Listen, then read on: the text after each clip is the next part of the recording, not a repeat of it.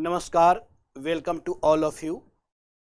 आप सभी लोगों को राजस्थान के आपके अपने चैनल ऑनलाइन पढ़ाई पर मैं एस.के. पांडे स्वागत करता हूं। उम्मीद करता हूं आप सभी अच्छे होंगे। जैसा कि बच्चे आप सब जानते हो, आपका राजस्थान पीसीएस का जो 2021 का एग्ज़ाम है वह बहुत करीब आ चुका है और समय बहुत कम है। हर बच्चे आज कहीं न कहीं परेशान होंगे और परेशानी इस बात को लेकर होगी कि पढ़ा क्या जाए।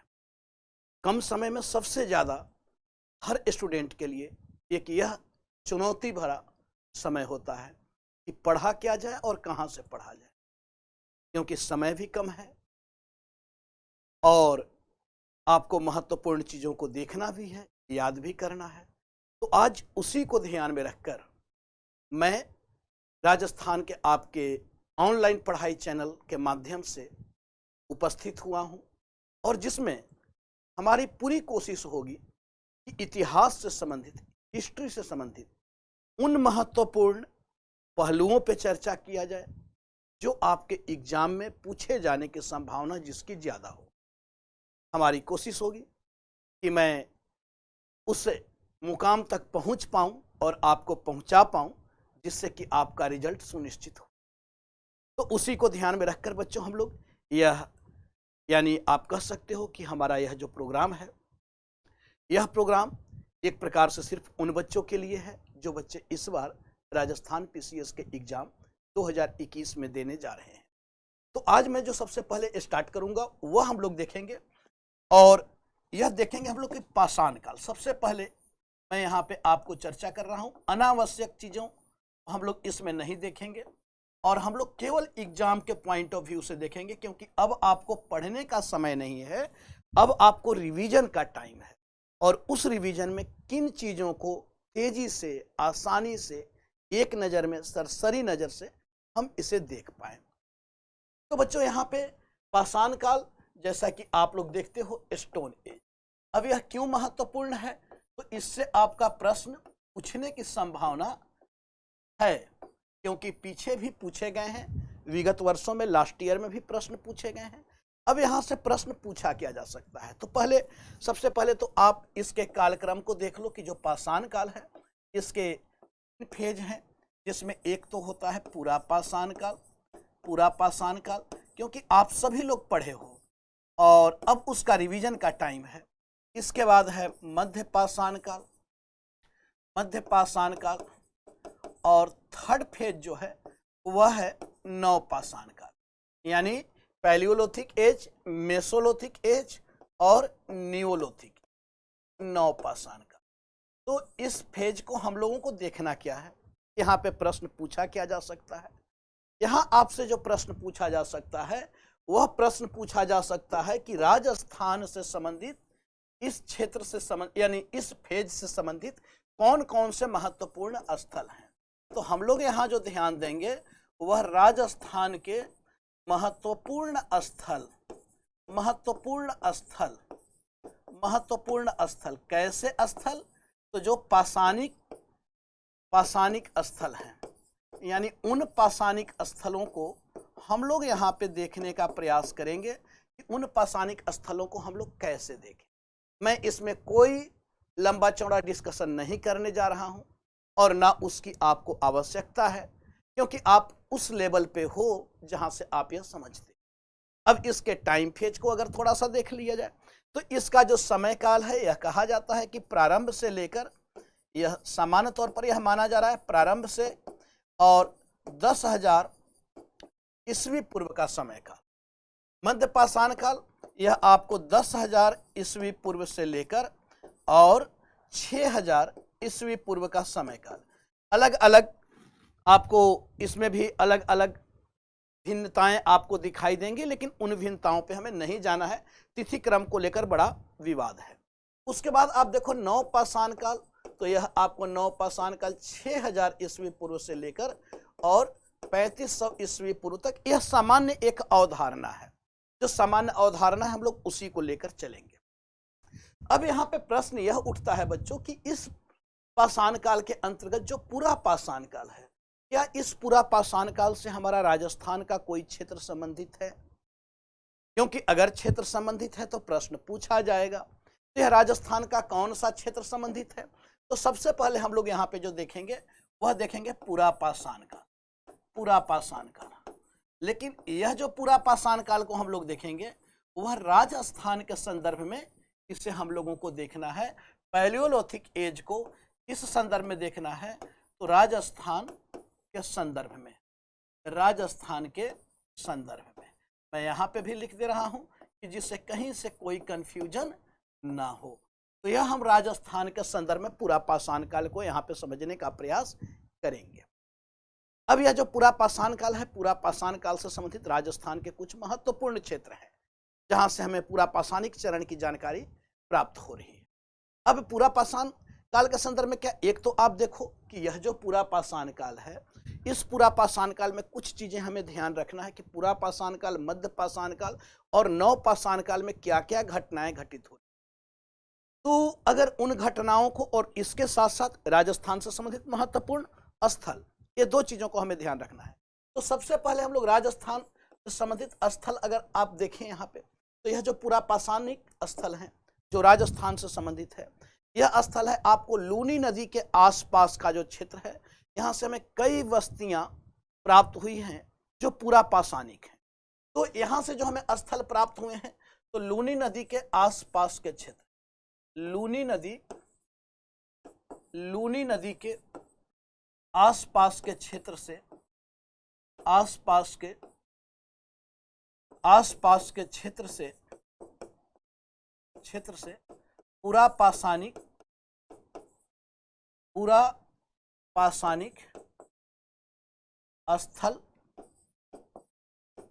स्थल प्राप्त हुए हैं, पूरा पाषाणिक स्थल प्राप्त हुए हैं।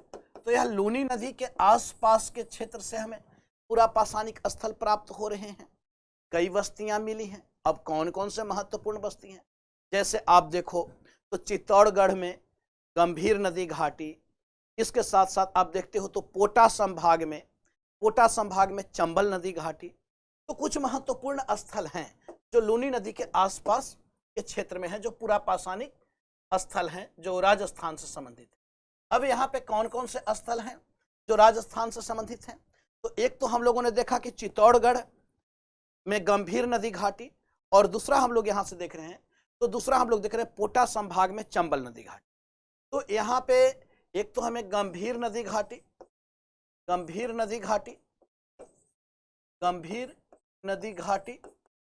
यह कहाँ है, तो यह आपको चित्तौड़गढ़ बहुत महत्वपूर्ण स्थल, चित्तौड़गढ़ के क्षेत्र से, चित्तौड़गढ़ के पास में। तो एक तो हमें यहाँ पे गंभीर नदी घाटी जो राजस्थान के पूरा पाषाणिक चरण से संबंधित है। दूसरा हम लोग देखें तो पोटा संभाग में चंबल नदी घाटी, यानी चंबल नदी घाटी में भी, ठीक है। दूसरा गंभीर नदी घाटी और दूसरा चंबल नदी घाटी, चंबल नदी घाटी। अब चंबल नदी घाटी में क्या, तो पोटा संभाग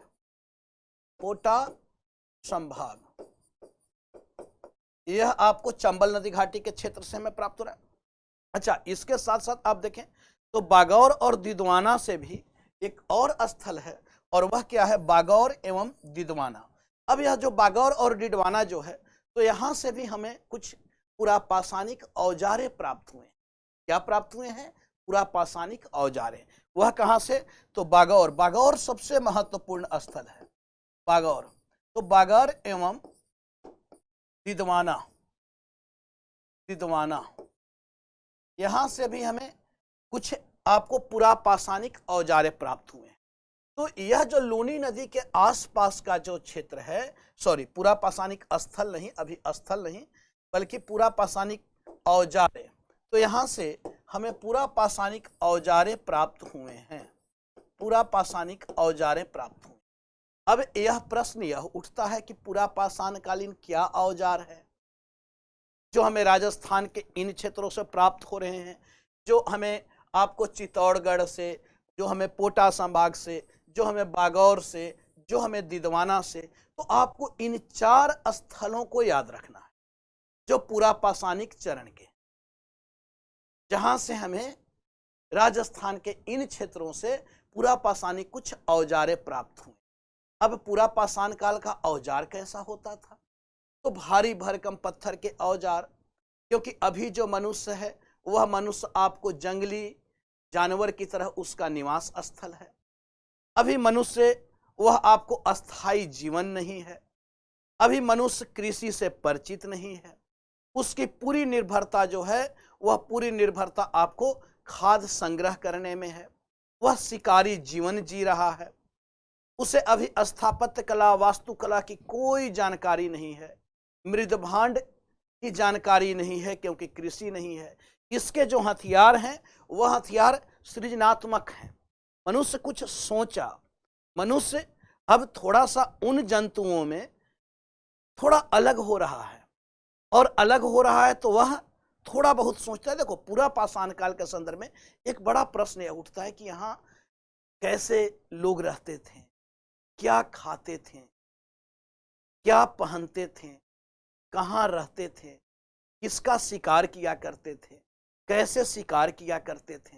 तो बच्चों, यह एक बड़ा जिज्ञासा पैदा करता है हर विद्यार्थी को, क्योंकि यह हमारी सभ्यता की शुरुआत है, हमारी सांस्कृतिक शुरुआत है। यहां से हम मानव बनने की प्रक्रिया से गुजर रहे हैं। उन जंतु में थोड़े जो जीवित प्राणी हैं, उन जीवित प्राणी में मनुष्य जो है वह थोड़ा ज्यादा सृजनात्मक हो रहा है, ज्यादा सोच उसके अंदर उत्पन्न हो रही है। वह कुछ ना कुछ करना चाह रहा है। तो इन सब चीजों को लेकर एक कहीं ना कहीं मन में जिज्ञासा भरी होती। तो सबसे पहले यह राजस्थान के कुछ क्षेत्र हैं जहां से हमें पूरा पाषाण कालीन औजारें प्राप्त हुए। तो अब यहाँ पे औजारें क्या थे? तो सबसे पहले उन पूरा पाषाणिक औजारों को हम लोग देख लें। पूरा पाषाणिक औजार, पूरा पाषाणिक औजार जो मनुष्य के द्वारा उपयोग में लाया गया, पूरा पाषाणिक औजार। तो यहाँ पे कुछ मनुष्य आपको जंगली जानवरों से बचने के लिए, अपनी आत्मरक्षा के लिए कुछ औजारों को विकसित किया। अभी उसका उपयोग वह करता है जिससे कि वह सुरक्षित रह सके। अभी भी उसमें बहुत ज्यादा जंगली जानवर और मनुष्य में अंतर है नहीं। अब यहाँ क्योंकि पूरा पाषाण काल भी 3 चरणों में है, निम्न पूरा पाषाण काल, मध्य पूरा पाषाण काल, उच्च पूरा पाषाण काल। एक लंबे समय काल के परिणाम स्वरूप ये सारे परिवर्तन हो रहे हैं। यानी 2.5 लाख ईस्वी पूर्व से लेकर और 10,000 ईस्वी पूर्व तक की यह घटना है। तो एक लंबा समय काल व्यतीत किया है, और उसके बाद वह फिर धीरे धीरे मानव के रूप में आता है। तो मैं उतना ज्यादा डिटेल से यहाँ पे नहीं जाऊंगा, क्योंकि यह हमारा स्पेशल क्लासेस है। यह उन बच्चों के लिए है जो बच्चा इस बार राजस्थान पीसीएस के एग्जाम 2021 में देने जा रहे हैं। यह उन बच्चों के लिए। तो यहाँ पे मनुष्य के द्वारा औजार क्या उपयोग में किया गया, लाया गया। तो यहाँ पे मनुष्य का जो औजार है वह भारी भरकम पत्थर के औजार है।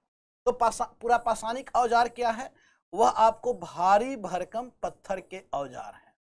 भारी भरकम पत्थर के औजार है, पत्थर के औजार। अब मनुष्य ने इन औजारों के माध्यम से अपने आप को थोड़ा सुरक्षित किया उन जंगली जानवरों से। अब कैसे औजार हैं? तो यहाँ पे बेधनी, खुरचनी और तक्षिणी 3 प्रकार के औजार हमें प्राप्त होते हैं। तो यह पत्थर के औजार कैसे हैं? तो यह पत्थर के औजार कैसे औजार हैं? तो यह औजार जो हैं, यह औजार 3 रूपों में हम देखते हैं। वह कैसे? तो एक औजार है वह है बेधनी, एक औजार है खुरचनी, क्योंकि अभी उसकी पूरी आत्मनिर्भरता जो है वह शिकार पे है। बड़े बड़े जानवरों को समूह में मनुष्य शिकार कर रहा है, उसी को वह खाकर जिंदा रह रहा है। और एक और एक और औजार है बच्चों, वह है तक्षिणी। तो इस प्रकार से हम देखते हैं तो 3 प्रकार से पत्थर के या पत्थर निर्मित औजार हैं, जिसमें बेधनी यानी पॉइंट, खुरचनी यानी स्क्रेपर और तक्षिणी यानी ब्यूरिन। तो यहाँ पे 3 प्रकार के औजार क्या है, तो यह पॉइंट टाइप का औजार है, ठीक है। खुरचनी, यह क्या है आपको, यह खुरचनी जो है यानी जो खुरचने के काम में आता था, स्क्रैपर इसे कहा जा रहा है, ठीक है। Scraper, SCRAR, scraper. और यह क्या है, ब्यूरिन, ब्यूरिन। तो यह 3 प्रकार के औजार मनुष्य अभी इस्तेमाल कर रहा है। अच्छा, यहां से हम लोग देखते हैं कि जो पूरा पाषाण कालीन जो मानव है, तो यह पूरा पाषाण कालीन मानव यह पत्थर के तो औजार इसने इस्तेमाल किया ही, इसके साथ साथ पूरा पाषाण कालीन मनुष्य जो है वह पूरा पाषाण कालीन मानव कला से भी परिचित हुआ, कला से भी परिचित हुआ, कला से भी परिचित हुआ। यह भी प्रश्न आपसे पूछा जा सकता है, कला से भी परिचित हुआ। तो हमें 2-3 बातों को ध्यान रखना है पूरा पाषाण काल से संबंधित। कला से भी परिचित हुआ, और किस कला से परिचित हुआ मनुष्य, तो पूरा पाषाण कालीन मानव जो सबसे पहले जिस कला से परिचित हुआ बच्चों, वह कला है चित्रकला। सबसे पहले जिस कला से मनुष्य परिचित हुआ वह क्या है, चित्रकला, पेंटिंग, चित्रकला। यह आपको मनुष्य सबसे पहले अगर किसी आर्ट से परिचित हुआ तो वह है आपका पेंटिंग। चित्रकला से मनुष्य परिचित होता है, सबसे पहले मनुष्य इसी कला से परिचित होता है। क्योंकि देखो कला है क्या, कला जो है वह यानी कहा जाता है कि मनुष्य की यानी भावनाओं एवं विचारों को अभिव्यक्त करने का एक माध्यम। कला क्या है, तो हम अपनी भावना और अपने विचार को किस माध्यम से अभिव्यक्त करते हैं, तो वह किसी न किसी कला के माध्यम से। अब चाहे वह चित्रकला के माध्यम से करें, चाहे हम अपनी कला को अभिव्यक्त नृत्य कला के माध्यम से करें, संगीत कला के माध्यम से करें, स्थापत्य कला के माध्यम से करें, मूर्ति कला के माध्यम से करें, तो हम किसी न किसी माध्यम से अपने अंदर के जो विचार हैं उन विचारों को हम अभिव्यक्त करते हैं। तो यहाँ भी जो पुरा पाषाणिक मानव हैं, इन पुरा पाषाणिक मानवों ने अपने कला को, अपने विचारों को अभिव्यक्त किया, और अपने विचारों को जो अभिव्यक्त किया वह सबसे पहले किस माध्यम से, तो वह चित्रकला के माध्यम से। अब प्रश्न यह उठता है कि इस चित्रकला की जानकारी हमें कहाँ से मिल रही है, तो भाई आप अपनी कला का प्रदर्शन कहाँ करोगे, जहाँ पे आप रहोगे।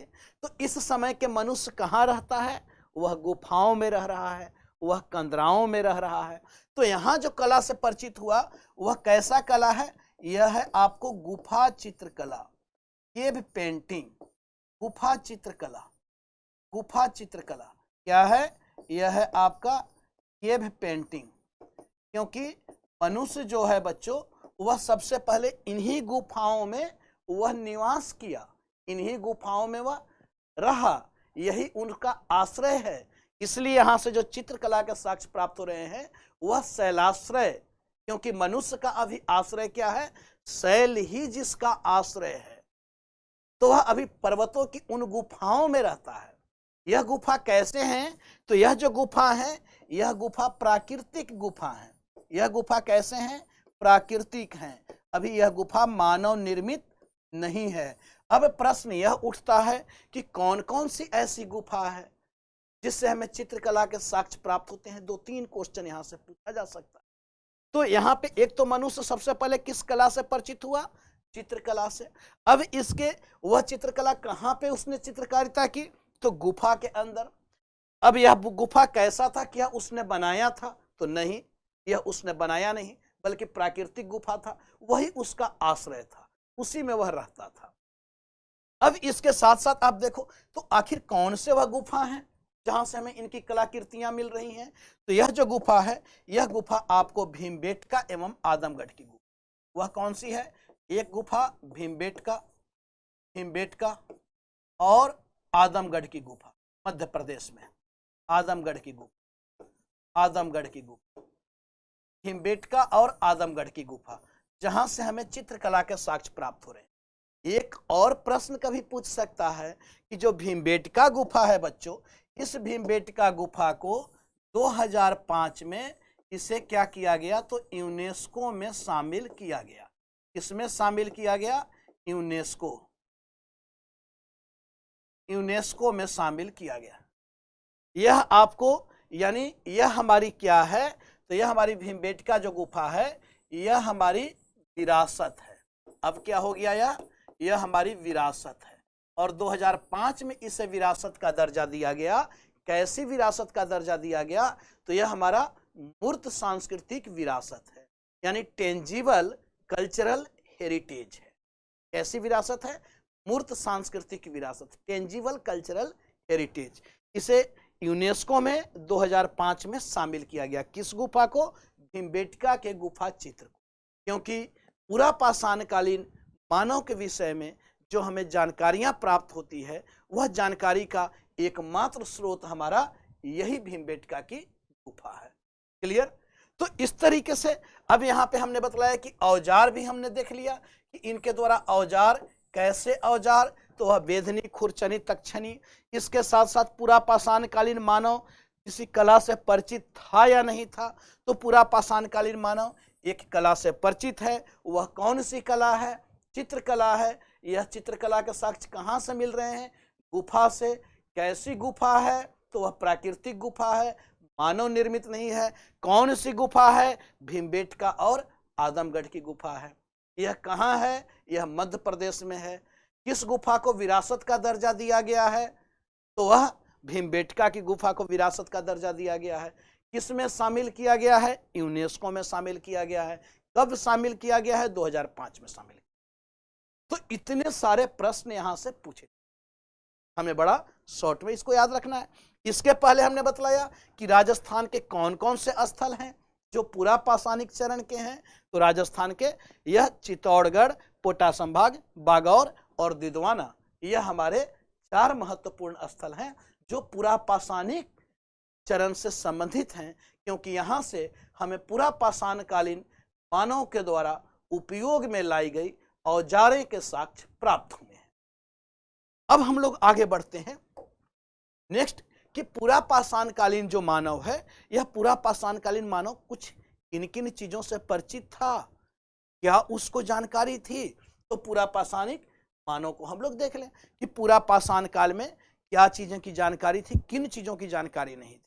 तो पूरा पाषाण काल के संदर्भ में महत्वपूर्ण तथ्य, पूरा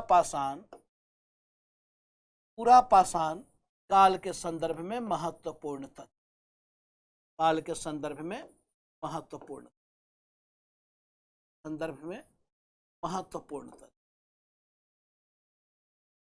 तथ्य। तो इन महत्वपूर्ण तथ्य को हम लोग देख लें, यानी जो इंपॉर्टेंट फैक्ट्स हैं आपको पैलियोलिथिक एज के से रिलेटेड, तो उन महत्वपूर्ण तथ्यों को हम लोग देख लें। तो अब यहाँ पे देखते हैं कि मनुष्य को क्या क्या जानकारी थी। ठीक है, यानी पूरा पाषाणिक मानव को किन किन बातों की जानकारी थी और किन बातों की जानकारी नहीं थी, यहां से भी प्रश्न पूछा जाता है। तो पूरा पाषाणिक मानव जो है, क्या कृषि का ज्ञान था, तो यहाँ पे कृषि का ज्ञान इन्हें नहीं था, कृषि का ज्ञान नहीं। चलो और क्या, और किस चीज की इन्हें, कैसे जीवन यह जिया करते थे सॉरी, तो यह शिकारी जीवन जिया करते थे। शिकारी जीवन, यानी अभी कृषि नहीं है, ध्यान देना। पूरा पाषाण काल में मनुष्य जो है वह खाद्य उत्पादक नहीं है, वह आपको अभी खाद्य संग्राहक है, फूड प्रोडक्टर नहीं है, वह फूड कलेक्टर है। अभी वह खाद्यों का संग्रह कर रहा है, तो वह शिकारों को संग्रह इकट्ठा कर रहा है। अब यहाँ पे हम लोगों ने शिकार कैसे कर रहा है, तो वह पत्थर के औजारों से, और औजारों के आधारों पे ही उसे 3 फेज में बांटा जा रहा है, क्योंकि उन औजारों में परिवर्तन है। तो यहां पे हम लोग जो देख रहे हैं, तो शिकारी जीवन मनुष्य जी रहा है। इसके साथ साथ क्या मनुष्य पशुपालन, पशुओं को पालता था, तो अभी यहां पे हम देख रहे हैं वह पशुपालन नहीं करता था, पशुपालन नहीं करता था। अभी मनुष्य के द्वारा कोई पालतू पशु नहीं बनाए गए, पालतू पशु की जानकारी नहीं है। इसके साथ साथ हम देखें तो क्या वह मृदभांड बनाता था, तो मृदभांड भाई देखो, अगर कृषि नहीं है तो मृदभांड भी नहीं होगा। तो मृदभांड कला से भी परिचित नहीं, मृदभांड की जानकारी नहीं, यानी अभी मनुष्य जो है वह किसी प्रकार का कोई पोट्री का निर्माण नहीं कर रहा है, मृदभांड की जानकारी भी मनुष्य को नहीं है। इसके साथ साथ आप देखें तो मनुष्य क्या वास्तुकला से परिचित था, स्थापत्य कला से परिचित था। तो यहाँ पे हम देख रहे हैं कि वास्तु या स्थापत्य कला से भी, वास्तु अथवा स्थापत्य एक ही बात है, स्थापत्य कला का ज्ञान नहीं है, कला का ज्ञान नहीं है। यानी अभी तो वह गुफाओं में रह रहा है, तो स्थापत्य कला का ज्ञान उसको कैसे होगा। इसके साथ साथ आप देखें तो मनुष्य जो है पशुपालन नहीं है, यह शिकारी जीवन जी रहा है, कृषि का ज्ञान नहीं है, रहने का ठिकाना नहीं है, वह अपने द्वारा निर्मित किसी स्थानों में नहीं रह रहा है। इसके साथ साथ हम लोग देख रहे हैं तो आपको धातु कला से परिचित नहीं है, धातु कला का ज्ञान नहीं, धातु कला का ज्ञान नहीं, कला का ज्ञान नहीं। परंतु मनुष्य किससे परिचित है, वह चित्रकला से परिचित है, चित्रकला से परिचित है, चित्रकला से वह मनुष्य परिचित है, ठीक है, चित्रकला से परिचित है। तो यह पूरा पाषाण काल के संदर्भ में हमें इन बातों को ध्यान रखना। नेक्स्ट आते हैं हम लोग मध्य पाषाण। अब मध्य पाषाण काल में हम लोग देखें तो मध्य पाषाण काल में हमें क्या देखना है, मध्य पाषाण काल, मध्य पाषाण काल, मेसोलिथिक एज, मध्य पाषाण काल। अब मध्य पाषाण काल के अगर मानव की बात की जाए बच्चों, तो मध्य पाषाण काल के मानव किन किन बातों से परिचित थे, इनके औजार क्या थे। यहाँ भी औजार जो है वह पत्थर का ही है। यहाँ से भी राजस्थान के कुछ ऐसे क्षेत्र हैं जहाँ से हमें मध्य पाषाणिक इन औजारों की जानकारी प्राप्त हो रही है। अच्छा, मध्य पाषाण काल में आप देखो तो एक दो परिवर्तन हुआ। यहाँ पे जैसे मध्य पाषाण काल को हम लोग देखें तो मध्य पाषाण काल के संदर्भ में अगर देखा जाए तो यहाँ भी मनुष्य जो है वह मनुष्य शिकारी जीवन ही जी रहा है, शिकारी जीवन ही मनुष्य जी रहा है, शिकारी जीवन यहाँ भी है, ठीक है। यहाँ भी मानव जीवन में कोई व्यापक बड़ा परिवर्तन नहीं हुआ है, लेकिन थोड़ा बहुत परिवर्तन हुआ। इसके साथ साथ हम लोग देखते हैं तो मनुष्य जो है अब शिकारी जीवन, लेकिन इसके शिकार के तकनीक बदल गए क्योंकि इसके औजार बदल गए। अब यह सुरक्षा को ध्यान में रखकर शिकार कर रहा है। अब ऐसा नहीं कि यह शिकार करने जाए और खुद जानवरों का शिकार हो जाए, बल्कि सुरक्षात्मक तरीके से शिकार कर रहा है। तो एक तो हम लोग देख रहे हैं कि यह शिकारी जीवन अभी भी है। अच्छा, इसके साथ साथ अभी भी वह खाद्य संग्रह की है, खाद्य संग्रह की है, खाद्य संग्रह की है। इसके साथ साथ आप देखें तो अभी मनुष्य जो है वह अभी भी इसका अस्थाई जीवन की शुरुआत नहीं है, अस्थाई जीवन नहीं है, अस्थाई जीवन नहीं है। अभी भी यह उसी प्रकार का जीवन यापन कर रहा है, यानी घूम फिर कर ही, लेकिन कुछ अस्थाई जीवन के साक्ष्य हमें प्राप्त होने लगते हैं, कुछ कुछ ऐसे जगह हमें मिले हैं। अच्छा, इसके साथ साथ आप देखो तो इस समय के जो मनुष्य हैं वह पशुपालन प्रारंभ हो गया है। पशुपालन, सबसे पहले मनुष्य ने अगर किसी पशु को पालतू बनाया तो वह कौन सा है, कुत्ता है। पशुपालन प्रारंभ हो गया, पशुपालन प्रारंभ हो चुका है, और सबसे पहले जो पालतू पशु बनाता है वह कुत्ते को बनाता है। अच्छा, यहां से संबंधित एक बहुत महत्वपूर्ण जानकारी पशुपालन के संदर्भ में, क्योंकि आप यहाँ पे आप देखो तो जंगली एवं पालतू दोनों प्रकार के पशु यहाँ पे हैं, लेकिन मनुष्य अब बड़े स्तर पर पशुओं को पालना प्रारंभ कर दिया था। इसके साथ साथ हम लोग देखते हैं तो मनुष्य यहाँ पे आग से भी परिचित हो गया, आग से परिचित, आग से परिचित। अब आग से परिचित हुआ तो अब उसके शिकार भी परिवर्तित हैं। शिकार जैसे आप देखते हो तो छोटे जानवरों का शिकार यहाँ पे किया जा रहा है, छोटे जानवर का शिकार, छोटे जानवर, पक्षी, इसके साथ साथ मछली, इन सब का शिकार किया जाता है, ठीक है। तो यहाँ पे अब शिकार, अब मछली मारने के लिए अब पक्षी को कैसे मारता होगा, तो इसके औजार भी तो बदलेंगे, औजार बदलेंगे। तो यहाँ पे आप देखो तो तीर धनुष, ठीक है, इस चीज का तो तीर धनुष, तीर धनुष, इसके साथ साथ आप देखते हो गुलेल, ठीक है, गुलेल, इन सब का आविष्कार हो चुका, मनुष्य ने कर लिया। मछली को मारने के लिए बर्छा, ठीक है, बर्छा बर्छा बर्छा। तो इस तरीके से मनुष्य के औजार थोड़े से पॉइंटेड, नुकीले औजार, तो इस तरीके से उसके औजार बदल रहे हैं। अच्छा, पशुपालन, तो सबसे पहले किस पशु को, सबसे पहले कुत्ते को पालतू बनाया। सबसे पहला पालतू पशु कौन सा है, पहला पालतू पशु, पालतू पशु वह क्या है, तो यह है कुत्ता, ठीक है, कुत्ता। सबसे पहले कुत्ते को पालतू बनाया, आग से परिचित हो गया, अब वह कम से कम आग में भूंज कर पका कर उसको अब खाने लगा। इसके साथ साथ हम लोग देखते हैं तो और भी बड़ा परिवर्तन होता है, इसे क्रांति काल कहा जा रहा है। नवपाषाणी क्रांति तो है ही, लेकिन यह ट्रांजिशन फेज है, पूरा पाषाण और मध्य पाषाण के बीच का। अब यहाँ पे आप देखो तो मृदभांड के निर्माण से भी परिचित हो गया, क्योंकि थोड़ी बहुत कृषि जो है वह कृषि प्रारंभ हुई है। ऐसा नहीं कि बिल्कुल अभी भी, लेकिन वह कृषि अभी ऐसा नहीं है कि वह हल्का फुल्का कृषि की शुरुआत हुई है। कुछ कुछ जगह पे यह कहा गया कि भाई मृदभांड के निर्माण के हल्के साक्ष्य हमें मिल रहे हैं, अभी वैसे बड़े साक्ष्य प्राप्त नहीं हो रहे कि मृदभांड व्यापक स्तर पर, तो उससे तो आप इग्नोर ही करके चले। इसके साथ साथ आप देखें तो मानव जीवन में एक और परिवर्तन आता है। वह परिवर्तन क्या आता है, तो वह कम से कम अब आगे के जीवन में विश्वास करने लगे, यानी लोकोत्तर जीवन, यानी पारलौकिक जीवन, इस जीवन के बाद वाले मरणोपरांत जीवन। तो मरणोपरांत जीवन में विश्वास हो गया, मरणोपरांत जीवन में विश्वास, मरणोपरांत जीवन में विश्वास। अब इनका मरणोपरांत जीवन में विश्वास हुआ, इनको लगा, यह कैसे पता चल रहा है, तो यह पता चल रहा है हमें उनके जो अंतिम संस्कार है उससे पता चल रहा है कि अब यह दाह संस्कार, अंत्येष्टि संस्कार अलग अलग तरीके से कर रहे हैं, और उसमें कुछ कुछ जगह पे मृदभांड भी हमें मिले हैं। इनका सामाजिक संगठन जो है अब ज्यादा सुदृढ़ होता है, अब समाज में रहना, यानी परिवार की शुरुआत, सामाजिक संगठन मजबूत हुआ, सामाजिक संगठन मजबूत हुआ, सामाजिक संगठन मजबूत हो गया। अब यहाँ पे परिवार की संकल्पना भी आई, लोग परिवार में रहने लगे। तो इस प्रकार से अच्छा कलाकृति जो है वह ज्यादा स्पष्ट हो गई, ठीक है। तो यहाँ पे हम लोग जो देख रहे हैं तो कलाकृति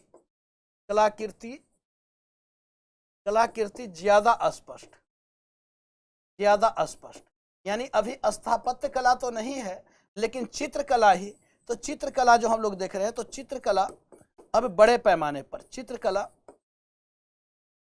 बड़े पैमाने पर किया जाने लगा, एवं रंगों की बहुलता, यानी अब कलर भी, विशेषकर बहुत ज्यादा कलर यूज किया जाने लगा चित्र को बनाने में, लाल रंग, गहरे लाल रंग, हरा रंग, पीला रंग। तो इस तरीके से आप देखो तो गहरे रंगों का व्यापक प्रयोग होने लगता है। तो इस प्रकार से यहाँ पे मानव जीवन में यह परिवर्तन आता है। अब यहाँ पे आप देखो तो राजस्थान के संदर्भ में प्रश्न क्या पूछा जाएगा, तो राजस्थान के संदर्भ में हमेशा यहाँ से प्रश्न आपसे पूछा जाता है, जो मध्य पाषाण काल से प्रश्न क्या पूछा जाता है। तो आप देखो कि पशुपालन जो है, हमने बताया कि पशुपालन, तो पशुपालन के विषय में जो जानकारियां हमें मिल रही हैं वह आपको बागौर से हमें इसके विषय में जानकारी मिलती है। सबसे पहले बागौर, यह बागौर आपको राजस्थान से ही संबंधित महत्वपूर्ण स्थल है, जो आप लोग जानते भी हो, यह राजस्थान के भीलवाड़ा जिले में है। अब बागौर से संबंधित क्या क्या पूछा जा सकता है, तो मध्य पाषाणिक महत्वपूर्ण स्थल जो राजस्थान से संबंधित जो पूछा जाएगा, मध्य पाषाणिक राजस्थान के महत्वपूर्ण स्थल, राजस्थान के महत्वपूर्ण स्थल वह क्या है, जो मध्य पाषाणिक राजस्थान का महत्वपूर्ण स्थल है, तो यह है बच्चों बागौर। क्या यहां से हमें प्राप्त हो रहा है, तो पशुपालन का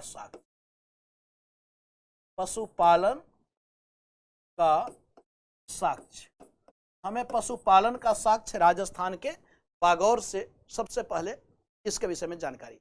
अब बागौर से संबंधित प्रश्न क्या पूछा जा सकता है, बागौर किस जिले में है, तो यह राजस्थान के भीलवाड़ा जिला में, किस जिला में है? तो यह राजस्थान के भीलवाड़ा जिला में है जो बागौर है। अच्छा, इसकी किस नदी के तट पे है? आपको पूछा जा सकता है किस नदी के तट पे, तो यह आपको कोठारी नदी के तट पे, कोठारी नदी के तट पे, कोठारी नदी के तट पर है। इसकी खोज किसने की? बागौर से क्या क्या पूछा जा सकता है, और अगर पूछेगा तो बागौर से हमेशा प्रश्न पूछता है। इसकी खोज A.N. मिश्र ने की। किसने की? तो इसकी खोज A.N. मिश्र ने इसकी खोज की। तो यह 3 चीजों को तो हमें ध्यान रखना है, 4 चीजों को हमें ध्यान रखना है कि बागौर क्यों महत्वपूर्ण। अब इसके साथ साथ यहाँ पे हमें क्या प्राप्त हुआ है बागौर से? तो बागौर से, राजस्थान के बागौर से हमें जो प्राप्त हो रहा है, जंगली एवं पालतू जानवरों की जली हुई अस्थियां।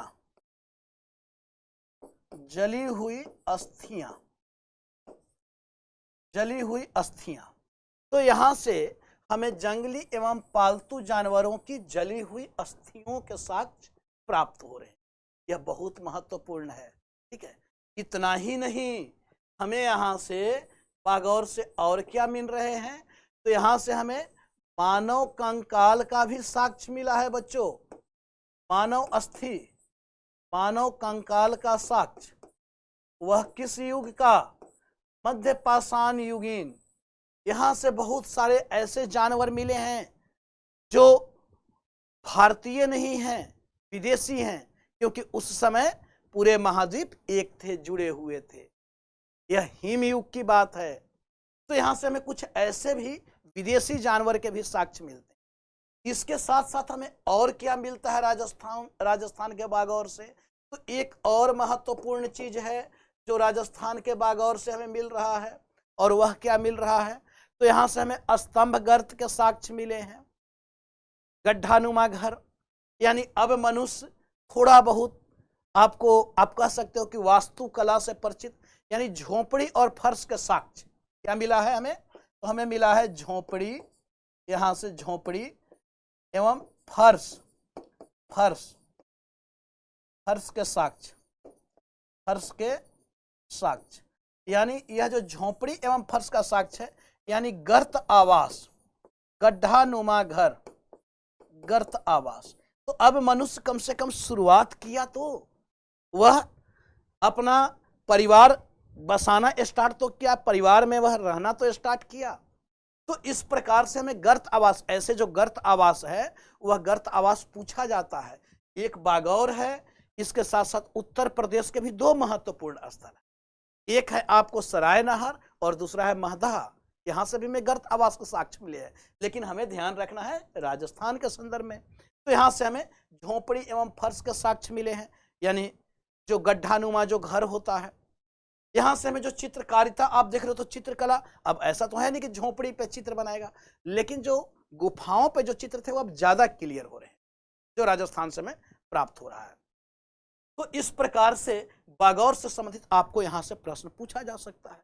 अब यहाँ पे हम लोग देख ले कि जो मध्य पाषाणिक जो मानव हैं, तो मध्य पाषाणिक मानव किन औजारों का उपयोग करते थे?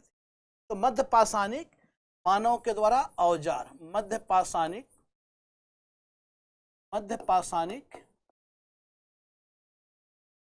मानव द्वारा उपयोग में लाए गए औजार, अब यह मध्य पाषाणिक जो मानव हैं, यह मध्य पाषाणिक मानव ने कौन से औजारों का उपयोग किया? तो यहाँ जो औजार हम देख रहे हैं, यहाँ औजार आप देखो तो यहाँ पे हमें ब्लेड टाइप औजार प्राप्त हो रहा है। कैसा? ब्लेड टाइप औजार। इसके साथ साथ और औजार कैसा मिल रहा है? तो यहाँ पे क्रोड टाइप औजार मिल रहा है, क्रोड टाइप औजार। और औजार हमें कैसा मिल रहा है जो मध्य पाषाणिक? पॉइंटेड नुकीले टाइप के औजार, पॉइंट टाइप का औजार। इसके साथ साथ और किस टाइप का औजार मिल रहा है हमें यहाँ पे? तो ट्रेंगल टाइप का औजार, इस प्रकार से त्रिकोणीय ट्रेंगल टाइप का औजार, त्रिकोणीय औजार भी हमें यहां से प्राप्त हो रहे हैं। और कैसे? जियोमेट्रिक टाइप का औजार, यह आपको ज्यामितीय आकार के औजार,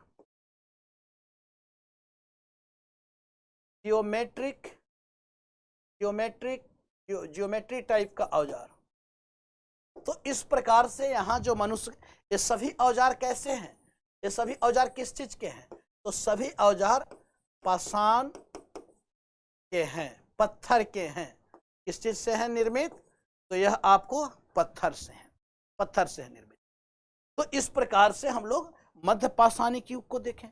अब अगर नवपाषाण काल को देखा जाए तो नवपाषाण काल से संबंधित क्या पूछा जा सकता है? नवपाषाण काल, नियोलिथिक एज, यह भी महत्वपूर्ण है जिससे आपको प्रश्न पूछा जा सकता है। हमें यह भी राजस्थान के संदर्भ में देखना है। इसके साथ साथ हम लोग देखें तो यहाँ पे मनुष्य जो है वे बहुत सारे औजारों, बहुत सारी जानकारियों से वह परिचित हुआ। अब यहाँ पे नवपाषाण काल में क्या क्या मनुष्य की जानकारी है? तो यहाँ पे आप देख रहे हो कि कृषि की शुरुआत बड़े पैमाने पर, कृषि की शुरुआत हुई। ऐसे तो थोड़े बहुत मध्य पाषाण काल से ही हम लोग देख रहे हैं, लेकिन यहाँ बड़े स्तर पर कृषि की शुरुआत हुई। पशुपालन मध्य पाषाण काल से ही हुआ, लेकिन यहाँ पे पशुपालन का व्यापक उपयोग, बहुत सारे जंगली जानवरों को अब पालतू बनाया जाने लगा। अब मनुष्य जो है वह अस्थाई जीवन की शुरुआत किया। कैसा जीवन की शुरुआत किया? तो अस्थाई जीवन की शुरुआत किया। अब कृषि है तो उसके लिए अस्थाई जीवन। यहाँ पे आप देखो तो मृदभांड तकनीक का उपयोग, यानी अब मृदभांड का उपयोग मनुष्य करने लगा, पोट्री का उपयोग करने लगा, क्योंकि अब कृषि फसलों को भी आपको रखना है। इसके साथ साथ आप देखें तो यहाँ पे जो हम लोग देख रहे हैं तो यहाँ पे मृदभांड हो गया, कृषि की शुरुआत हो गई, पशुपालन का व्यापक उपयोग, अस्थाई, अग्नि का व्यापक उपयोग होने लगा। इसके साथ साथ आप देखो तो मानव जीवन में एक बड़ा परिवर्तन आता है। मानव जीवन में क्या परिवर्तन आता है? तो धर्म और समाज के क्षेत्र में वह परिवर्तन हम देखते हैं। इसके साथ साथ आप देखें तो प्राकृतिक जो साधन है इसका दोहन प्रारंभ हुआ। अभी तक क्या था? वह प्रकृति के गोद में था, लेकिन अब प्रकृति का दोहन करना स्टार्ट किया। तो यहाँ पे मनुष्य जो है वह प्राकृतिक साधनों का दोहन स्टार्ट किया। प्राकृतिक साधनों का दोहन स्टार्ट हुआ, और जो दोहन स्टार्ट हुआ वह आज तक चल रहा है। तो प्राकृतिक साधनों का दोहन स्टार्ट हो गया। इसके साथ साथ हम लोग और क्या देख रहे हैं? तो मानव जीवन में व्यापक परिवर्तन। अब यहाँ पे हम लोग देखें तो मानव जीवन में परिवर्तन,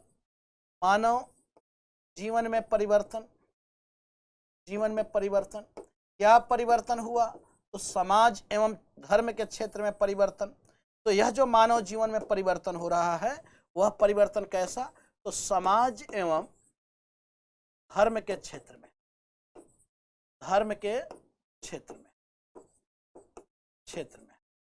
अब अस्थाई जीवन जीने लगा, परिवारवाद आ गया।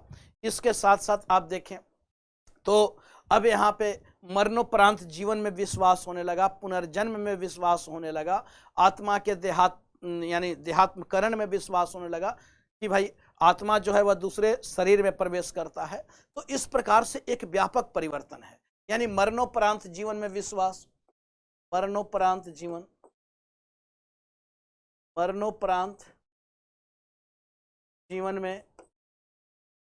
जीवन में विश्वास। अब इस जीवन से उस जीवन में विश्वास होने लगा। अब इसके साथ साथ पुनर्जन्म की अवधारणा आई। पुनर्जन्म, शरीर के आत्मा के देहांतरण की अवधारणा आई।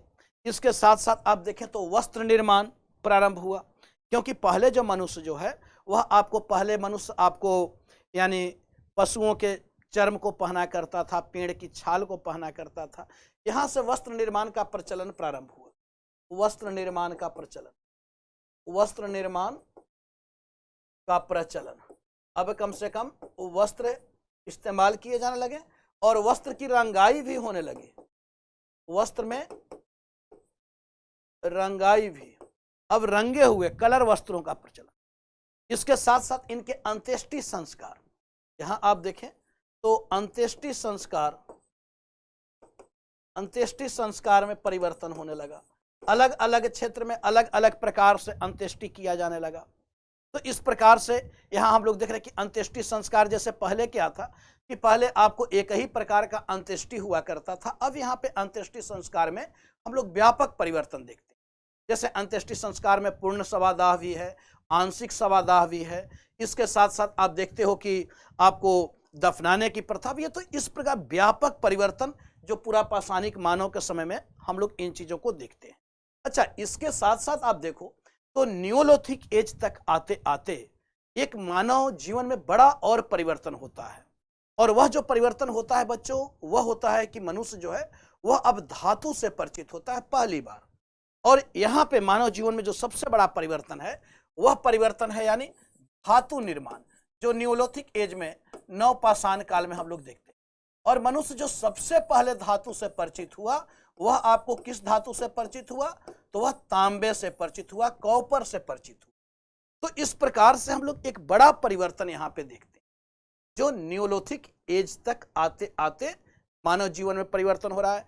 परमानेंट सेटलमेंट हो गया, अस्थाई जीवन, एग्रीकल्चर प्रारंभ हो गया, कृषि की शुरुआत हो गई, पोट्री बनने लगे, मृदभांड का निर्माण होने लगा। इसके साथ साथ औजार बदल गए, पॉलिश्ड औजार आने लगे। तो औजार में आप देख सकते हो कि यहाँ पे जो पूरा नवपाषाण कालीन जो औजार है वह नवपाषाण कालीन औजार में भी परिवर्तन हुआ, नवपाषाणिक औजार। और नवपाषाणिक औजार को अगर हम लोग देखें तो यह जो नवपाषाणिक औजार है यह किस प्रकार से है, तो यह आपको पॉलिश्ड है, यानी पॉलिश औजार। तो यह पॉलिश किया हुआ औजार है, ठीक है, घर्षित औजार है। थोड़ा सा आपको उसको घर्षण किया जा रहा है, यानी उसको नुकीला बनाया जा रहा है। तो यहाँ पे जो औजार हैं वे घर्षित औजार, घर्षित औजार, घर्षित औजार का प्रयोग किया जाने लगा, जो नवपाषाणिक चरण तक आते आते हम लोग यहाँ पे देखते हैं। अच्छा, इसके साथ साथ आप देखें तो इस क्षेत्र से संबंधित नवपाषाण काल से संबंधित कुछ महत्वपूर्ण राजस्थान के स्थल हैं जो नवपाषाण कालीन है। अब यह नवपाषाण कालीन स्थल कौन कौन से हैं जो राजस्थान के क्षेत्र से संबंधित है? अच्छा, यहाँ पे हम लोग देखें तो बहुत सारा, एक तो व्यापक परिवर्तन, जैसे वस्त्र निर्माण से परिचित हो गया, मनोरंजन के साधन विकसित हो गए। ध्यान देना, ये सारी चीजें मनोरंजन के साधन, मनोरंजन के साधन जिसमें नृत्य, संगीत, ये सारे नवपाषाण काल में मनोरंजन के साधन। तो इतने चीजों को थोड़ा सा सरसरी निगाह से अगर आप देख लोगे तो मुझे नहीं लगता कि एक दो प्रश्न अगर पूछा जाए यहाँ से तो आप गलती करोगे। यहाँ से आप बिल्कुल प्रश्न को सही कर पाओगे, 100% सही करोगे। और इसमें कोई समय नहीं, आपको एक बार रिकॉल करना है चीजों को। आपने पढ़ा है और मैंने तो पूरा राजस्थान का हिस्ट्री आप लोगों को कराया है, तो वहां पे आप लोगों ने पढ़ा होगा। तो यहाँ पे इसके साथ साथ अब हम लोग देखते हैं कि राजस्थान से संबंधित कौन कौन से नवपाषाणिक स्थल है। ठीक है, राजस्थान से संबंधित नवपाषाणिक स्थल, राजस्थान से संबंधित नवपाषाणिक स्थल, नवपाषाणिक, राजस्थान से संबंधित नवपाषाणिक स्थल। अब राजस्थान से संबंधित नवपाषाणिक स्थल कौन कौन से हैं जो आपको प्रश्न पूछा जा सकता है? तो 3 से 4 महत्वपूर्ण स्थल हैं, जिसमें बागौर है, बालाथल है और गणेश्वर है। वह कौन कौन सा है? तो यह बागौर, बागौर, बागौर, बागौर बहुत महत्वपूर्ण है बच्चों, हमेशा राजस्थान पे पूछता है। बालाथल, बालाथल, और एक और स्थल है वह है गणेश्वर, गणेश्वर। अब यहाँ पे आप देखो, आपको यहाँ पे ध्यान क्या देना। सबसे पहले हमने बतलाया बागौर किस जिले में है, तो यह भीलवाड़ा जिला, राजस्थान का भीलवाड़ा जिला। आप में से बहुत सारे लोग होंगे जो भीलवाड़ा से होंगे। यह किस नदी के तट पे है? तो यह आपको कोठारी नदी के तट पे है। कोठारी नदी के तट पे, कोठारी नदी के तट पर। अब नदी किनारे हम लोग बसना स्टार्ट क्यों किए? क्योंकि हमें खेती करना है, पीने के पानी चाहिए, और मध्य पाषाण काल तक आते आते हिम युग में परिवर्तन होता है, बर्फ पिघलनी स्टार्ट हुई और उससे मैदानों का निर्माण होता है, नदियां निकली। तो इस प्रकार से हम लोग देखते हैं। तो कोठारी नदी के तट पर अब एक ज्योग्राफी से प्रश्न पूछ सकता है कि कोठारी नदी किस नदी की सहायक नदी है? तो यह आपको राजस्थान की एक बहुत महत्वपूर्ण नदी है और वह है बनास नदी। तो यह कोठारी नदी किसकी सहायक है? बनास की सहायक नदी। यह ध्यान रखना है कि यह जो कोठारी नदी है, यह ज्योग्राफी से संबंधित पूछ सकता है। तो यह बनास की सहायक नदी है। अच्छा, यहां से हमें नवपाषाण काल के क्या क्या साक्ष्य प्राप्त हुए? अब यह जो बागौर है, हमने बतलाया कि बागौर को हमें ध्यान रखना है। बागौर मध्य पाषाण काल से चला आ रहा है। बागौर जो है पूरा पाषाण काल से चला आ रहा है। तीनों चरण अगर आपसे पूछे कि राजस्थान का कौन सा स्थल है जो जो पाषाण काल के तीनों चरण से संबंधित है, तो वह है बागौर। वह कौन सा स्थल है? बागौर। क्योंकि इसके विषय में हमने पूरा पाषाण काल में भी चर्चा किया, इसके विषय में हमने मध्य पाषाण काल में भी चर्चा किया, और इसके विषय में हम लोग नवपाषाण काल में भी देख रहे हैं। अब यहाँ पे नवपाषाण काल से संबंधित हमें क्या जानकारी मिल रहा है बागौर से? तो मध्य नवपाषाण काल से संबंधित यानी कृषि एवं पशुपालन के साक्ष्य। हमने पशुपालन के संदर्भ में पहले ही चर्चा किया था। तो कृषि एवं पशुपालन के साक्ष्य हमें यहां से प्राप्त हो रहे हैं। तो क्या यह महत्वपूर्ण है या नहीं है? तो यह बहुत महत्वपूर्ण। दूसरा हम लोग देखें बालाथल। अब बालाथल में हमें क्या देखना है बच्चों? तो बालाथल में जो हमें देखना है, बालाथल यह भी राजस्थान का महत्वपूर्ण नवपाषाणिक स्थल है। अच्छा, यह कहाँ है, किस जिले में? तो यह आपको उदयपुर जिला। आप में से बहुत लोग इस जिला से भी होंगे। राजस्थान का तो ऐतिहासिक क्षेत्र है, ऐतिहासिक जिले हैं। अब यहाँ पे आप देखो तो यह जो बालाथल है, यह बालाथल से हमें नवपाषाण काल से लेकर बच्चों और किस युग तक के साक्ष्य मिल रहे हैं? तो नवपाषाण से लौह पाषाण तक के साक्ष्य, लौह पाषाण तक के साक्ष्य। तो इससे अच्छा, बागौर से क्या हमने बतलाया? तो पूरा पाषाण काल के तीनों चरण का साक्ष्य, पूरा पाषाण काल के तीनों चरण का साक्ष्य, तीनों चरण का साक्ष्य हमें यहां से मिल रहा है। तो यहां पे हमें नवपाषाण काल से लेकर और लौह पाषाण काल, आयरन एज, हिस्टोरिकल एज तक के साक्ष्य प्राप्त हो रहे हैं। यहां से क्या साक्ष्य मिले हैं? तो यहां से हमें मिट्टी के सांड, टेराकोटा मिट्टी के सांड। तो यहां से हमें मिट्टी के सांड की प्रतिमा मिली है। क्या मिली है? मिट्टी के सांड की प्रतिमा, मिट्टी के सांड की प्रतिमा। अब यह जो मिट्टी के सांड है, जिसे यह किस मुद्रा में, यानी वृषभ मुद्रा, वृषभ मुद्रा, एक वृषभ का हमें प्रतिमा मिला है। अब आप देखो तो यह जो वृषभ मुद्रा है, यह इसकी निरंतरता बच्चों आप देखते हो तो जब मौर्यन पीरियड में हम लोग आते हैं तो मौर्यन पीरियड में इसकी निरंतरता हमें दिखाई दे रही है। वह हम लोग अशोक के अभिलेखों पे देखते हैं, और अशोक का जो अभिलेख है, अशोक का अभिलेख है रामपुरवा का अभिलेख, और उस रामपुरवा के अभिलेख के ऊपर वृषभ मुद्रा है। तो इसकी निरंतरता हम लोग देख रहे हैं।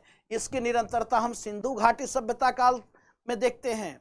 तो यह कहीं ना कहीं हमारी सांस्कृतिक पहचान को बतलाता है, सांस्कृतिक निरंतरता को बतलाता है कि जो पूरा पाषाण काल से अब अशोक काल तक आते आते, मौर्य काल तक आते आते वह कलाकृतियां कहां से आई, यह सोचने का विषय है।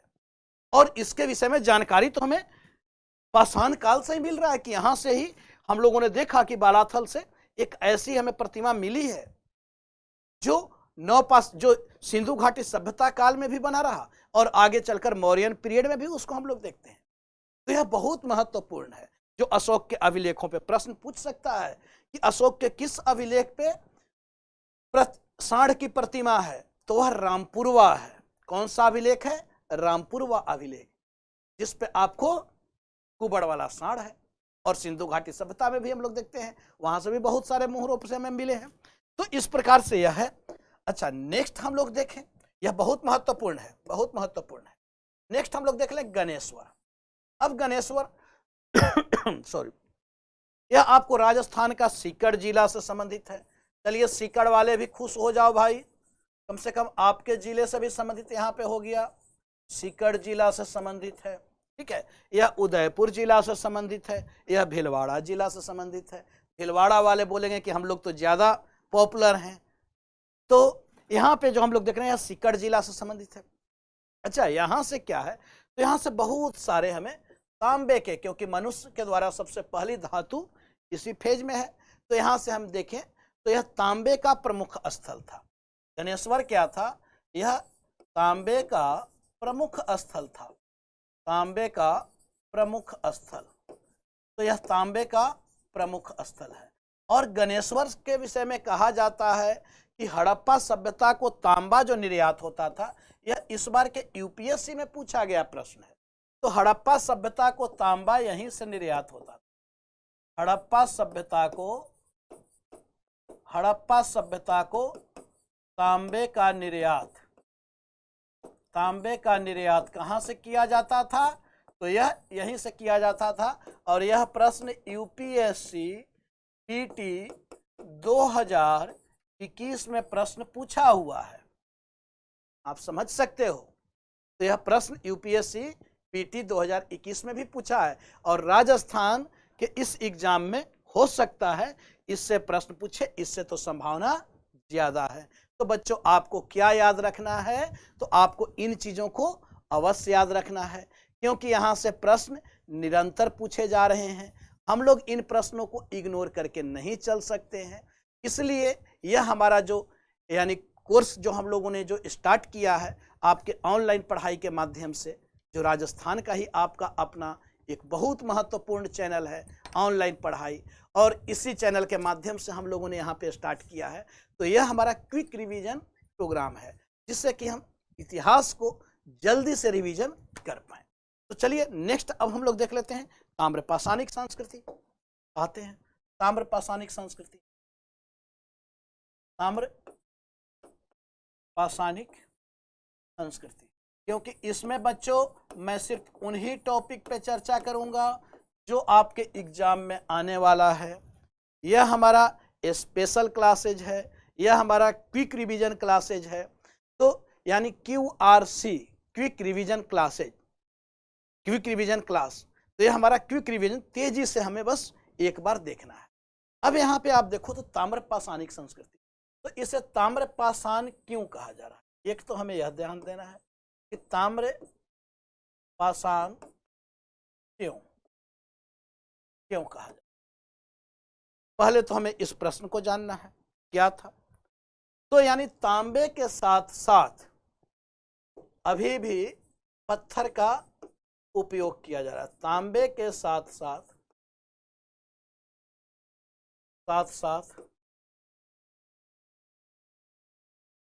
पत्थर का उपयोग। तो तांबे के साथ साथ पत्थर का उपयोग करने के कारण अभी पत्थर का प्रयोग जारी है। आप कह सकते हो कि तांबे के साथ साथ पत्थर का प्रयोग जारी है, पत्थर का उपयोग जारी है। अरे ये क्या हो रहा है भाई? हाँ, तो तांबे के साथ साथ पत्थर का उपयोग जारी है। यानी हम तांबे से तो परिचित हुए, लेकिन अपने पुराने उन चीजों को, पत्थर को नहीं छोड़े, आज तक नहीं छोड़े हैं। आज भी कुछ होता है सबसे पहले हाथ में पत्थर ही आता है, हमारा पुराना औजार है, उसको कैसे छोड़ देंगे। तो यह तांबे के साथ साथ पत्थर का प्रयोग जारी है। अच्छा, दूसरी चीज आप देखें यह जो ताम्र पाषाणिक संस्कृति है, यह आपको यानी कहा जाता है कि नव पाषाण काल को हम लोग दो पार्ट में देखें। नव पाषाण काल जो है, यह नव पाषाण काल दो पार्ट में आपको डिवाइड है। एक जो है वह गैर मृदभांड काल कहा जा रहा है, गैर मृदभांड काल, गैर मृदभांड काल, और एक जो है वह है आपको मृदभांड काल, मृदभांड काल। क्योंकि नव पाषाण काल के अंतिम चरण में हम लोग मृदभांड देखते हैं, प्रारंभिक चरण में मृदभांड नहीं है। तो नव पाषाण काल भी दो फेज में, एक गैर मृदभांड। अच्छा, यह जो मृदभांड काल है, इसी में हम तांबे धातु से परिचित, तांबे धातु से हम लोग परिचित हुए सबसे पहले। तो यहाँ पे आप यानी धातु का प्रयोग, और पहली धातु कौन सा है, वह तांबा है। जैसे पहले पशु जिसे पालतू बनाया गया वह कुत्ता है। अब ताम्र पाषाणिक जो स्थल है, ताम्र पाषाणिक जो संस्कृति है, इसे ताम्र पाषाणिक संस्कृति क्यों कहा जा रहा है, तो तांबे के साथ साथ पत्थर का उपयोग अभी भी जारी है। और यह आपको नव पाषाणिक काल का ही एक है, एक गैर मृदभांड काल और दूसरा मृदभांड काल, जो हम लोग ताम्र पाषाणिक काल के रूप में देख रहे हैं। अब यहाँ पे आप देखें तो राजस्थान से संबंधित कौन कौन से स्थल हैं जो ताम्र पाषाणिक संस्कृति से जुड़े हैं। तो राजस्थान के ताम्र पाषाणिक संस्कृति से संबंधित ताम्र पाषाणिक सांस्कृतिक स्थल, सांस्कृतिक स्थल कहाँ के, राजस्थान के, राजस्थान, ठीक है। तो राजस्थान के ताम्र पाषाणिक सांस्कृतिक स्थल अब कौन कौन से?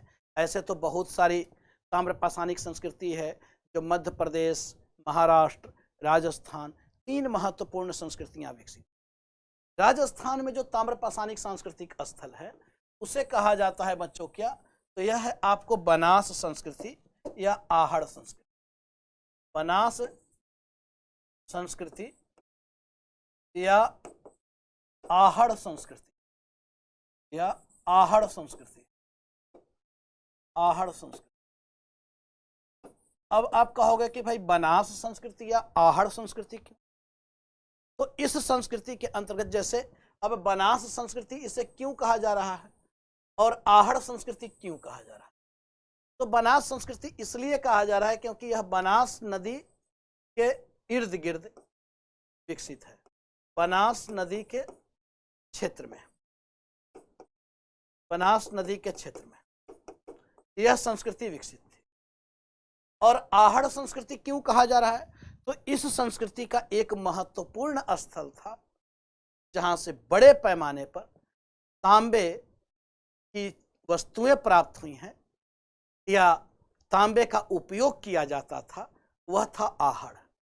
और उस कारण इसे आहड़ संस्कृति भी कहा। जैसे सिंधु घाटी सभ्यता या हड़प्पा की सभ्यता, तो सबसे पहला स्थल हड़प्पा जहां पे उसकी उत्खनन हुई थी।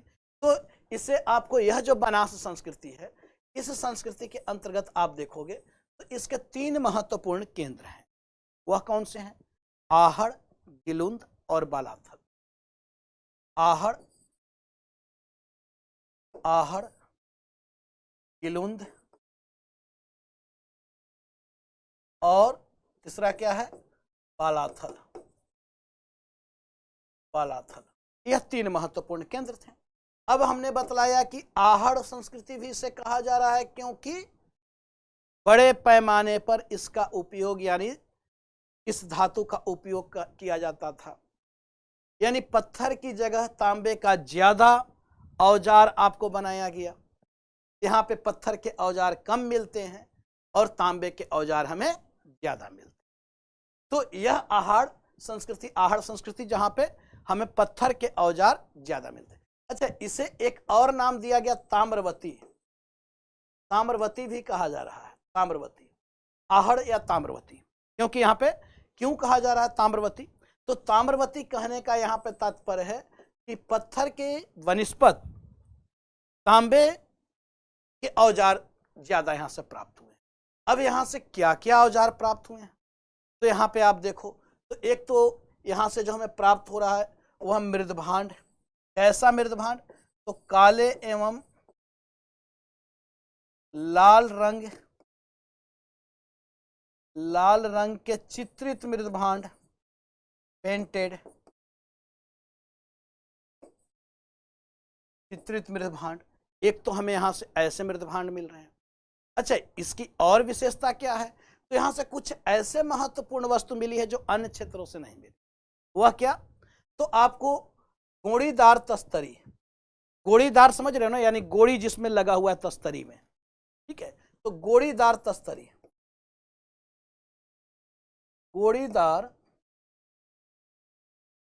तस्तरी, यह भी हमें यहां से प्राप्त हो रहा है। इसके साथ साथ आप देखें तो पालतू पशु, बड़े पैमाने पर यहाँ पे पशुपालन भी है, ठीक है, तो यहाँ से बहुत सारे मात्रा में हमें पालतू पशु भी मिल रहे हैं। पालतू पशु शायद आप सबों को दिख रहा होगा, नीचे की चीजें भी।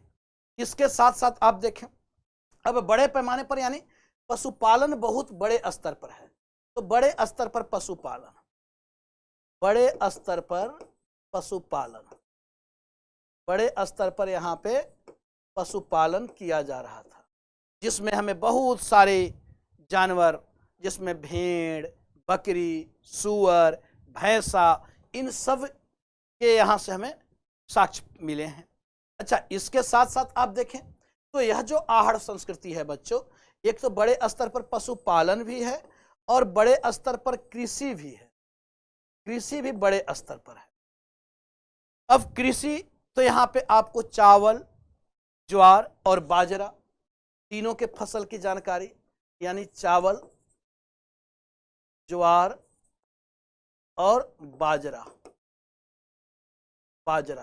तीनों फसल की जानकारी हमें इस आहड़ संस्कृति। अच्छा, यहाँ पे आप देखो तो आहड़ संस्कृति में क्या है कि यहाँ के जो घर जो प्राप्त हुए हैं हमें, वह घर भी अलग किस्म के हैं। यहाँ पे पत्थर निर्मित घर भी हैं, मिट्टी के भी घर भी हैं। तो यहाँ से जो हमें घर प्राप्त हो रहे हैं वह घर भी आपको कैसे कैसे, तो यहाँ पे आपको पत्थर के भी घर हैं, मिट्टी के भी घर हैं और कच्ची ईंट के भी घर हैं। ध्यान देना, यह आपको केवल आहड़ संस्कृति में मिलेगा। शुरुआत हो चुका, बस्तियां बसने लगी, राजस्थान सबसे पहले है, आगे जा रहा है। तो इस प्रकार से कृषि भी बड़े पैमाने पर हम लोग देख रहे हैं, पशुपालन भी बड़े पैमाने पर, घर भी यहाँ पे हमें दिखाई दे रहा है। भाई, मानव सभ्यता की शुरुआत हुई है। तो यह है हमारा। अच्छा, दूसरा जो हम लोग देख रहे हैं वह गिलुंद। अब गिलुंद क्या? तो यहां से हमें घरों के ढांचे प्राप्त हुए हैं। इसके साथ साथ यानी यहां से स्तंभ गर्त, गड्ढा नुमा घर, स्तंभ गर्त के साक्ष्य मिले हैं। इसके साथ साथ यहां से क्या मिला? तो फलक उद्योग, फलक उद्योग के साक्ष्य, फलक उद्योग, जो औजारे जो बनाए जा रहे थे, फलक उद्योग गिलुंद से। इसके साथ साथ बालाथल, यह भी आपको बहुत महत्वपूर्ण स्थल है। यहां से हमें क्या प्राप्त हो रहा है?